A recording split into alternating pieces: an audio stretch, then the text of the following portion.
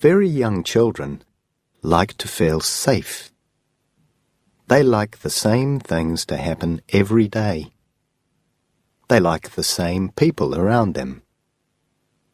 They like what they know and are often afraid of what they don't know. Avusi is worried. Why does his mama work in a house full of ghosts? White ghosts. I live in a small village on the coast in Papua New Guinea. My name is Avusi. My mama, she works in town, looking after somebody's children.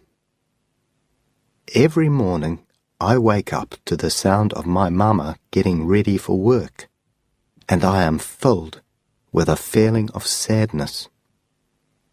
"Mama, can I come with you?" "No, my brave little man, you cannot come." "But I don't want to stay here by myself," I cry. "Your boo-boo will be here to look after you, and you have all the other children in the village to play with." I watch unhappily as my mother goes down the wooden steps of our hut and disappears into the morning fog. That night, while my mother was putting me to bed, I asked her about her job. "Mama, is it true there are lots of ghosts where you work?" "Why? Who told you a story like that?" she asked. "Boo-Boo Man said you work in a house full of white ghosts." "Don't listen to that old man. One day he'll frighten you to death. I don't work in a house of white ghosts. Is that clear?" "Yes, Mama." "So, I guess that means you're not coming with me to work tomorrow, because you think I work in a house full of ghosts." "No, I want to come. I want to come, please," I said. Okay, you can come," she laughed. Next day, I got up at the same time as the sun. "Mama, wake up," I called, running into my mother's room. "You're going to be late for work." "If you're not ready soon, I'll have to leave you," said my mama. I turned round to find her all dressed and ready. I ran out of the room, realizing that I had woken up late. We climbed into a PMV and drove away into town. This was only the second time I had been in a PMV. We got off in front of a big white house. Inside the gate, there was green grass and beautiful flowers of so many colours. It was like walking through a rainbow. I asked my mother the question that had been in my head all the way there.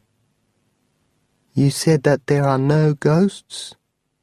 "No ghosts," she said, "sure as the day you were born."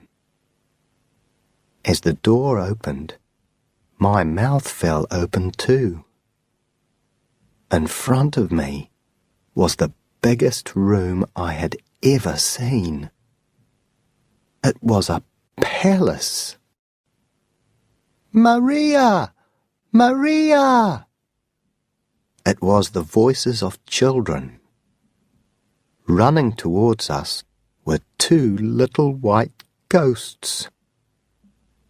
I held on to my mother's dress, shaking with fright.